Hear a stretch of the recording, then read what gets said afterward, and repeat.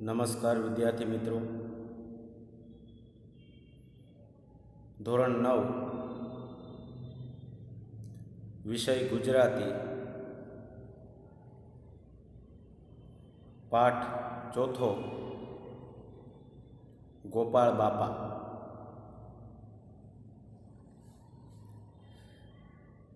ગોપાળ બાપા પાઠના લેખક છે મનુભાઈ પંચોળી. મનુભાઈ પંચોળીનું ઉપનામ દર્શક છે. મનુભાઈ પંચોળીનો જન્મ રાજકોટ જિલ્લાના વાંકાનેર તાલુકાના પંચાશિયા ગામમાં થયો હતો.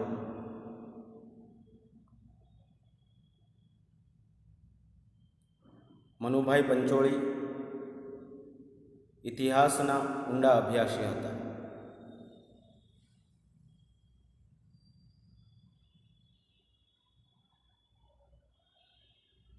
ગાંધી વિચાર, ધર્મ, શિક્ષણ, ઇતિહાસ, સાહિત્ય અને સંસ્કૃતિ વિશે લેખકે ઊંડાણપૂર્વક લેખન કર્યું છે. બંધન અને મુક્તિ, સોક્રેટિસ, દીપ નિર્વાણ, કુરુક્ષેત્ર અને ઝેર તો પીધા છે જાણી જાણી એ લેખકની નવલકથાઓ છે. આ પાઠનો સાહિત્ય પ્રકાર નવલકથા ખંડ છે. આ પાઠ કયા સંગ્રહમાંથી લેવામાં આવ્યો છે? તો ગોપાળ બાપા પાઠ મનુભાઈ પંચોળીની ઝેર તો પીધા છે જાણી જાણી નવલકથામાંથી લેવામાં આવ્યો છે.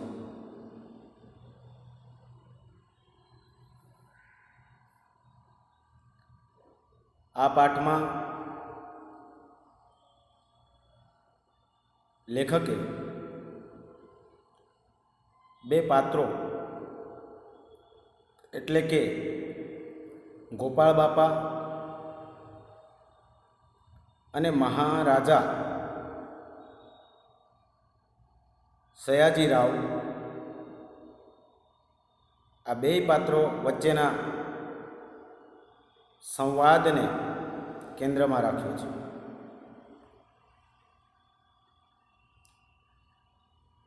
પોતાના મિત્રના દીકરાને ઉછેરવા માટે ગોપાળ બાપા રાજા સયાજીરાવ પાસે ઝાડી ઝાંખરા અને કોતરવાળી જમીન માગે છે. આ પાઠમાં ગોપાળ બાપાની નિડરતા,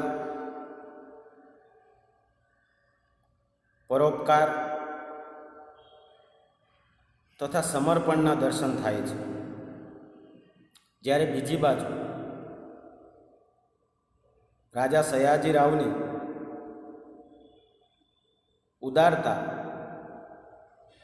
અને માણસ પારખવાની દ્રષ્ટિ પ્રગટ થાય છે.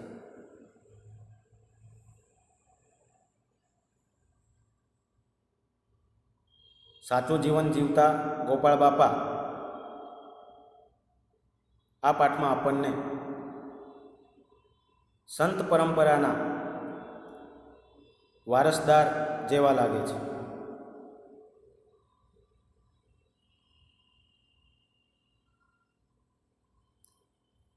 ગોપાળ બાપાનું પાત્ર અને રાજા સયાજીરાવના પાત્રનું આલેખન આ પાઠમાં લેખકે સુંદર રીતે કર્યું છે.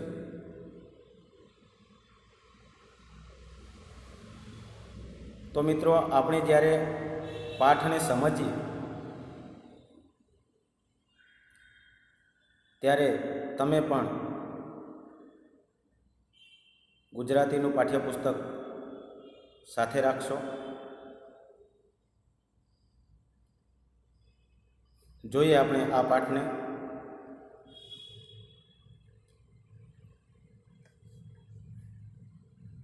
લેખક લખે છે, એક જ આદમીના પુણ્યે આ કોતરોને આંબા, જાંબુડા, રાયણ અને ચીકુના ઝુંડથી મહેકતા કરી મૂક્યા છે. એક જ આદમીના પુણ્યના કારણે, શ્રમના કારણે જે ઝાડી ઝાંખરાવાળી જમીન છે, જે કોતરોવાળી જમીન છે, તે ખેડૂતના મહેનતને રંગ લાવી દે છે. આ ખેડૂતે આવી જમીનમાં પણ એટલી મહેનત કરી છે કે જેના કારણે અત્યારે આ જમીનમાં આંબા, જાંબુડા, રાયણ અને ચીકુના ઝાડ ઊભા છે. લેખક અહીં લખે છે કે 40 વર્ષ એ વાતને હજી માંડ થયા છે. આ વાતને હજી 40 વર્ષ માંડ થયા છે.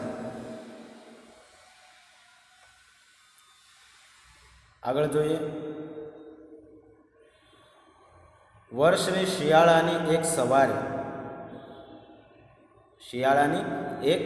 સવારે એ વખતના સ્વપ્નસેવી મહારાજ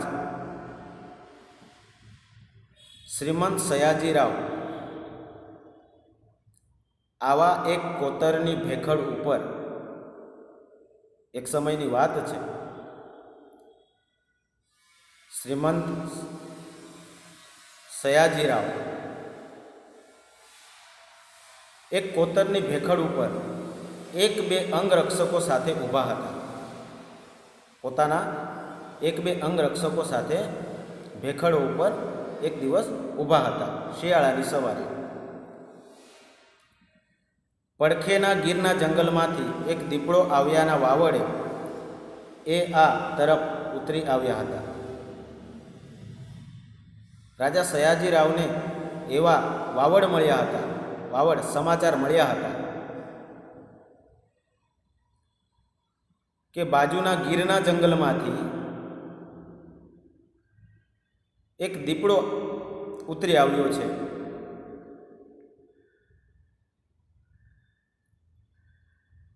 અને જેના કારણે મહારાજ સયાજીરાવ પોતાના સિપાહીઓ સાથે એ જંગલમાં ઉતરી આવ્યા હતા. થોડાક શિકારીઓ ગોરડ બાવળના જાળા ઝાંખરામાંથી નીચે કોતરમાં જતી કેડીએ સાવચેતીથી ઉતરતા હતા. થોડાક જે સિપાહીઓ હતા એ બાવળના જાળા ઝાંખરામાંથી, કોતરમાંથી જંગલમાં નીચે તરફ ઉતરતા હતા. કેડી એટલે વાટ, રસ્તો, નાની વાટ. એ સાવચેતીથી થોડાક શિકારીઓ નીચે ઉતરતા હતા અને એ સિપાહીઓ થોડાક સમયમાં દૂર ચાલ્યા ગયા, દેખાતા બંધ થયા. જ્યારે મહારાજ સયાજીરાવ દૂર દેખાતી ટેકરીએ દૂરબીન માંડીને જોતા હતા. ક્યાંક દીપડો દેખાય એની શોધમાં સિપાહીઓ જંગલમાં ગયા છે. જ્યારે મહારાજ સયાજીરાવ ટેકરીએ ઊભા રહીને દૂરબીન દ્વારા જોતા હતા,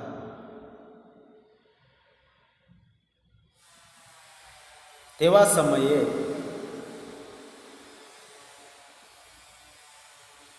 કોતરમાંથી એક ખેડૂ માણસે આવીને પ્રણામ કરી થોડા ફળ ભેટ કર્યા. દૂરબીન દ્વારા ટેકરી ઉપર ઊભા રહીને દૂર દૂર સુધી રાજા જોતા હતા. તે જ સમયે આ કોતરમાંથી એક ખેડૂત માણસ આવીને રાજાને પ્રણામ કરી અને રાજા સામે થોડાક ફળો ભેટમાં ધર્યા. જોજો હવે સંવાદ. મહારાજે દૂરબીન બાજુ પર મૂકી કહ્યું, મહારાજ સયાજીરાવે દૂરબીન બાજુ પર મૂકી અને પૂછ્યું, કહ્યું, શું છે? ગોપાળ બાપાને પૂછે, શું છે? ખેડૂએ જવાબ આપ્યો, બોર. મહારાજ કહે છે, બોર? મુઠ્ઠી જેવડા? આશ્ચર્યથી મહારાજ મીઠા લીંબુ જેવા બોર જોઈ રહ્યા. આવડા મોટા બોર જોઈને મહારાજ આશ્ચર્યમાં ડૂબી ગયા. કેટલા મોટા બોર હતા? તો લીંબુ જેવા બોર. આવા મોટા બોર જોઈને મહારાજને આશ્ચર્ય થયું. પછી મહારાજે પૂછ્યું, ક્યાંથી લાવ્યા આ બોર? તમે ક્યાંથી લાવ્યા? ખેડૂતે જવાબ આપ્યો. ગોપાળ બાપાએ જવાબ આપ્યો, અહીંની મારી બોરડી પરથી. અહીં જ આ જમીનમાં જ મારી બોરડીઓ છે. એ બોરડી પરથી હું આ બોર લાવ્યો છું. મેં એ જાતે ઉછેરી છે. આ બોરડીઓ મેં મારી મહેનતથી જાતે ઉછેરી છે. રાજાએ કહ્યું, ભેટ ધરવા આવ્યા હશો, ભેટ આપવા આવ્યા હશો. ખેડૂએ કહ્યું, ના જી, ભેટ લેવા આવ્યો છું, ભેટ આપવા આવ્યો નથી. ખેડૂતે કહ્યું, ભેટ લેવા માટે આવ્યો છું, ભેટ માગવા માટે આવ્યો છું. હસીને મહારાજ કહે, ત્યારે તો લોભે લોભે આવ્યા છો. ત્યારે તો તમે બોર આપીને કંઈક મેળવવા માટે આવ્યા છો, કંઈક લોભની લાલચમાં આવ્યા છો. કહો, શું અરજ છે? રાજાએ કહ્યું, કહો, શું અરજ છે? શું માંગણી છે? શું માગવા આવ્યા છો? ગોપાળ બાપા કહે છે, મહારાજ, અરજ તો એટલી જ છે કે આ કોતર મને યોગ્ય કિંમતે આપે. મહારાજ, મારી માંગણી તો એટલી છે કે આ જાળા ઝાંખરાવાળી જે જમીન પડી છે, પડતર જમીન છે, એ મને યોગ્ય કિંમતે આપો. એ હું માગવા આવ્યો છું. રાજાએ કહ્યું, માગણી કરજો, મળી જશે. ખેડૂત જવાબ આપે છે, કહે છે, માગણી કરીએ તો વર્ષ 3 થઈ ગયા. કોણ દાદ દે છે? કોઈ ધ્યાન આપતું નથી. આ જમીન માયકી છે, એને તો 3 વર્ષ વીતી ગયા છે. મારા માગણી ઉપર કોઈ ધ્યાન આપતું નથી. કોણ દાદ દે છે? કોઈ દાદ આપતું નથી. રાજાએ કહ્યું, આપો. પણ શું કરશો? બોરડી ઉછેરશો? આ ભલે તમે જે માગણી કરી, આ જમીન હું આપું છું, પણ આ જમીનમાં શું કરશો? ગોરડ જમીન છે, જાળા ઝાંખરાવાળી જમીન છે, પડતર જમીન છે. જમીનને જોતાં એમ લાગે છે કે આમાં કોઈ પણ પ્રકારનો પાક થાય એમ નથી. માટે રાજાને સવાલ થાય છે કે શું કરશો? જમીન તો આપું છું, એમાં બોરડી ઉછેરશો? ખેડૂત કહે છે, બોર પણ આ ગામડાના છોકરાને નથી મળતા. ભલે ને હું બોરડીયું છે, બોર જેવી વસ્તુ પણ આ ગામડાના છોકરાઓને ખાવા નથી મળતી. પણ જમીન માગવાનું સાચું કારણ એ છે કે આ બધા કોતરોનું તળ સાચું છે. આવી જમીનમાં છોકરાઓને બોર પણ ખાવા મળતા નથી. પણ સાચી વાત તમને હું કરું તો આ જમીનના તળ સાચા છે. મતલબ કે એના તળમાં પાણી છે.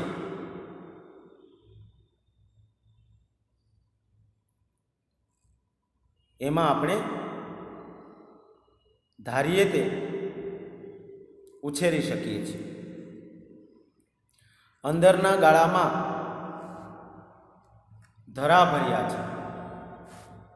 અંદરના ગાળામાં ધરા ભર્યા છે. જમીનની અંદરના ગાળામાં પાણી ભરેલું છે, પુષ્કળ પાણી છે. આ જમીનમાં ગમે ત્યાં 8 હાથે પાણી નીકળે છે. ગોપાળ બાપા કહે છે કે આ જમીનમાં જો ખોદીએ તો ગમે ત્યાં 8 હાથે પાણી નીકળે છે. મતલબ કે પાણીના તળ એકદમ ઉપર છે અને જમીન પણ કોઈ ભાતની છે. અને જો આ જમીનમાં મહેનત કરો તો જમીન પણ ખૂબ જ સારી છે. સિંગોડાના મારને જો કોઈક રીતે રોકીએ તો આમાં બનારસી લંગડો પાકે ને ગરીબના અમર ફળ જેવા બોર ઢગલે ઢગલા ઉતરે. જો થોડીક આ જમીનમાં મહેનત કરીએ. અને એમાંય સિંગોડાના મારને જો કોઈક રીતે રોકીએ, સિંગોડાના મારને, સિંગોડા નામની નદી ત્યાંથી પસાર થાય છે, એના પાણીનો જો આપણે સંગ્રહ કરીએ તો આ જ જમીનમાં જાત જાતની કેરીઓ પાકે. બનારસી લંગડો કેરીની એક જાત આ જમીનમાં પાકે. અને બોરની તો વાત જ શું કરે, બોર તો ઢગલે ઢગલા ઉતરે એમ છે. એટલે ખેડૂતની વાત સાંભળીને રાજા ફરી પ્રશ્ન કરે છે ખેડૂતને, દીપડા રંજાડશે નહીં? આ જંગલમાં જમીન છે, કોતરોમાં જમીન છે, જાળા ઝાંખરામાં જમીન છે, તો અહીં દીપડા હેરાન નહીં કરે? એમ રાજા પૂછે છે. હવે રાજાની આજુબાજુમાં એના 2 અંગરક્ષકો સિપાહીઓ હતા. એટલે ગોપાળ બાપા જવાબ આપે છે, આ તમારી પડખેના દીપડા ન રંજાડે તો એ ઘણું છે. તમારા માણસો હેરાન ન કરે તો ઘણું છે. બાકી જંગલી પ્રાણીઓની કોઈ બીક નથી. એટલા માટે ગોપાળ બાપા કહે છે કે આ તમારી પડખેના, તમારી બાજુમાં છે એવા દીપડા ન રંજાડે તોય ઘણું છે. મહારાજે ઊંચું જોયું. ઘડીક તો રાજાની ભમરો ખેંચાઈ. આશ્ચર્યમાં પડ્યા રાજા. ભમરો ખેંચાઈ, આશ્ચર્યમાં પડ્યું. એમને મોઢ આવું કહેનાર કોણ હતું? રાજાને વિચાર આવ્યો કે મારી સામે, રાજાની સામે આવું આ બોલવાવાળા કોણ છે? ખેડૂત કોણ છે? પછી ખેડૂતની સામે જોયું તો બોલનાર મરક મરક હસી રહ્યો છે. ખેડૂતની સામે રાજાએ જોયું તો એ બોલનાર ખેડૂત મરક મરક હસી રહ્યા છે. ખેડૂતના નેણમાં ફરિયાદના રોષને બદલે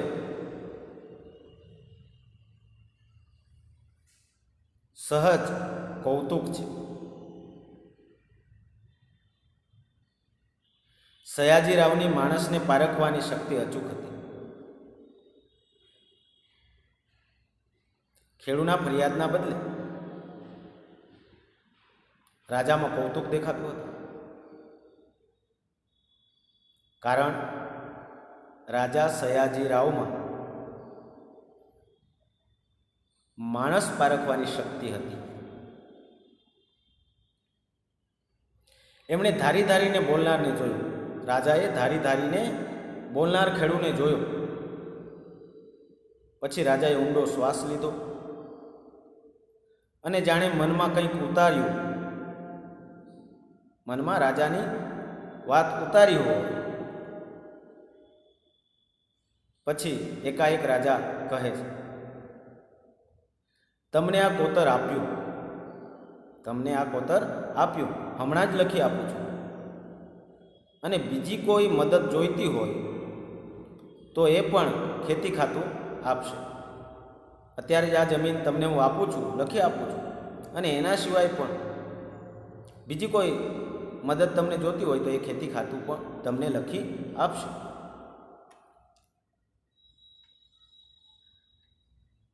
પણ એક કામ કરો, રાજા કહે છે, જમીન આપી છે, બીજી કોઈ મદદ જોતી હોય તો ખેતી ખાતું તમને એ પણ આપશે. પણ તમે એક કામ કરો. રાજા દૂર બતાવે છે. પેલું મંદિર જોયું, દૂર આંગળી કરીને બતાવે છે. પેલું મંદિર જોયું. એમણે કોતરને છેડે મથાળા ઉપર ઊભેલ એક જીર્ણ શિવાલય બતાવ્યું. રાજાએ ગોપાળ બાપાને કોતરના છેડે દૂર ઊભેલું એક જીર્ણ શિવાલય, એક ખંડેર જૂનું શિવજીનું મંદિર બતાવ્યું.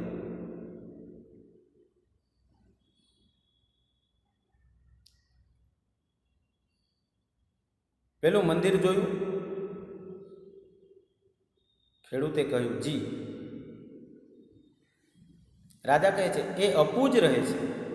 આ મંદિરમાં પૂજા થતી નથી, અપૂજ છે. પેશવા સરકારે બંધાવ્યું છે. પેલું જીર્ણ મંદિર શિવાલય કોણે બંધાવ્યું છે? તો પેશવા સરકારે બંધાવ્યું છે. જૂનું છે, જીર્ણ છે.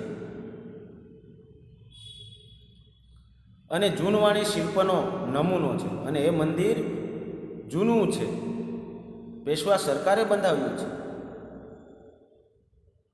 અને તે સમયના શિલ્પનો ઉત્તમ નમૂનો છે.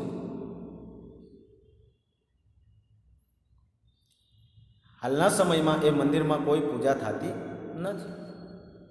એટલે રાજા કહે છે ગોપાળ બાપાને કે એની પૂજાનો બંદોબસ્ત કરો. મંદિરમાં પૂજા અર્ચના થાય એવો બંદોબસ્ત કરો. ગોપાળ બાપા જવાબ આપે છે, દખ લગાડતા નહીં મહારાજ, દખ લગાડતા નહીં મહારાજ. આ કામ મારાથી બને તેવું નથી. તમે મને કામ તો સોંપ્યું, પણ મહારાજ દુઃખ ન લગાડતા. દુઃખ તમે જે મને કામ સોંપ્યું એ મારાથી થાય તેમ નથી. એટલે રાજા કહે છે, કેમ? મૂર્તિને નથી માનતા?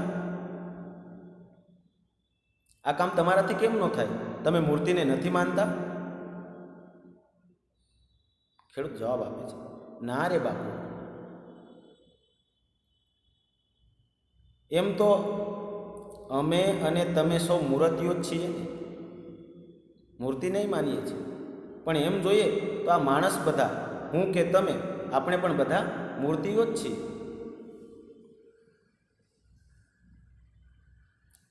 કદાચ ગોપાળ બાપાનું કહેવાનો ભાવાર્થ એવો હશે કે પહેલાં માનવોની બંદોબસ્ત કરો,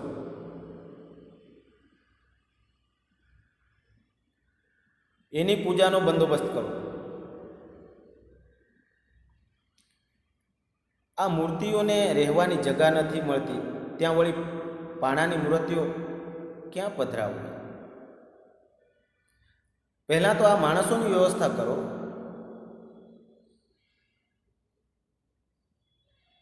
આ મૂર્તિઓને રહેવાની જગા નથી.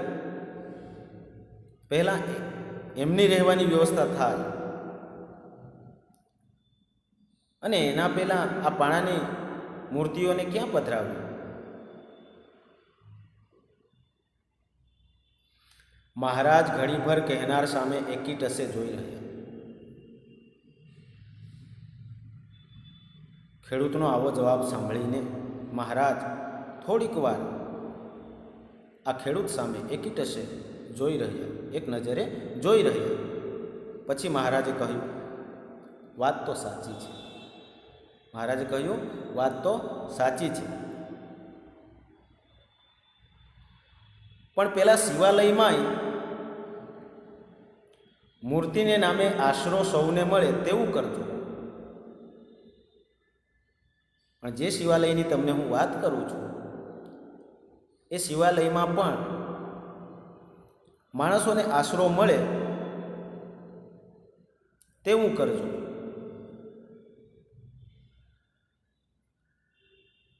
એટલે ખેડૂતે જવાબ આપ્યો, ધર્મશાળા બંધાવીશ. જ્યાં શિવાલય છે ત્યાં હું ધર્મશાળા બંધાવીશ. ભલે, આ તુલસીશ્યામ જવા આવવાનો ધોરીમાર્ગ છે. રાજા કહે છે, ભલે ધર્મશાળા બંધાવશું. આ તુલસીશ્યામ જવા આવવા માટેનો રસ્તો છે, મોટો માર્ગ છે. વધારે પડતા લોકો અહીંથી તુલસીશ્યામ આવતા જતા હોય છે.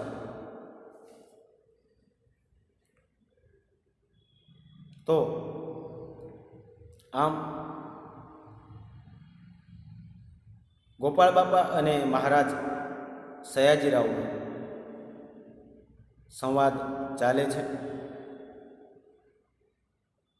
ખેડૂ અને રાજા વચ્ચે વાતચીત થાય છે અને આગળ શું થાય છે એને આપણે પછી જોઈશું.